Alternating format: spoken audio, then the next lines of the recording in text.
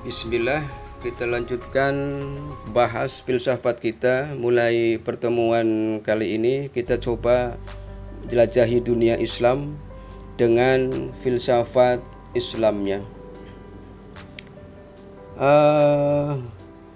Saya tidak tahu seperti apa tanggapan teman-teman tentang filsafat di dunia Islam.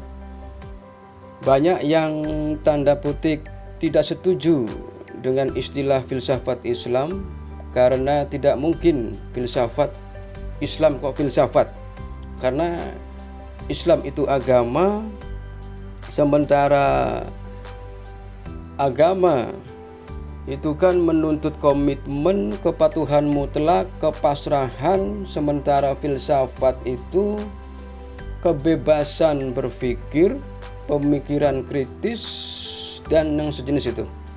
Maka banyak yang tidak setuju dengan istilah filsafat Islam dengan berbagai konotasinya. Yang keras-keras yang tidak setuju karena dianggap filsafat itu merusak Islam dengan karakter kebebasan berpikirnya. Ada juga yang bilang justru Islamlah yang merusak filsafat dengan tuntutan untuk kepatuhan dan asumsi-asumsi keberagamaannya. Oke, kita lihat. Hari ini judulnya kita masih prawacana. Kita bereskan dulu isi wacana kepala kita tentang apa itu filsafat Islam. Baru pekan depan kita mulai ke sejarah ide atau sejarah tokoh dari filsafat Islam.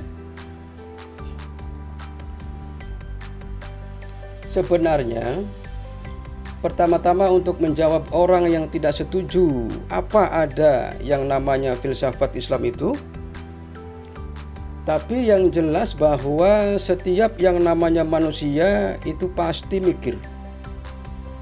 Itu saja cara yang paling gampang untuk menjawab apakah ada filsafat dalam agama. Justru kalau tidak ada filsafat, agama tidak ada. Karena hakikatnya filsafat adalah berpikir secara radikal, secara mendalam, secara kritis. Kalau orang tidak bisa mikir, dia tidak akan bisa beragama. Meskipun kau bilang agama itu kan tinggal patuh, Pak, tinggal ikut apa adanya.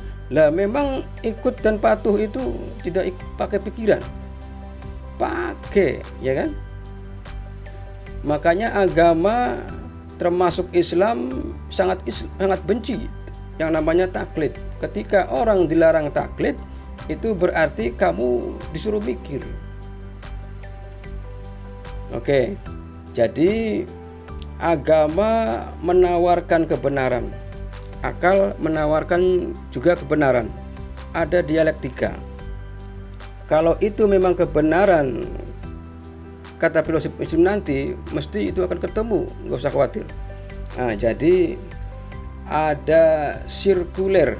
Kalau kita memang seorang muslim yang sejati, pasti otomatis juga kita sebagai seorang filosof. Kenapa?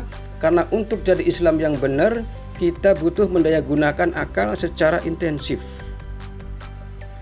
Makanya dalam cerita-cerita itu kan banyak, setan itu lebih takut dengan orang yang alim dibandingkan alim malas, dibandingkan bodoh dengan rajin sholat, ya. Ada orang bodoh sholat, orang alim tidur. Setan lebih takut kepada alim yang tidur itu, ya. Itu sebenarnya cerita-cerita itu banyak kayak gini itu, ya. Kalau zaman dulu di kampung itu kan ada kan. Nah, itu menunjukkan bahwa sebenarnya Islam dan agama itu sangat menghargai intelektualitas, sangat menghargai akal, sangat menghargai rasio. Makanya di antara ciri orang yang layak diangkat menjadi nabi dalam sejarah, dia harus punya karakter yang namanya fatonah. Fatonah itu cerdas. Kalau nggak cerdas berarti dia nggak layak menjadi nabi, nggak bisa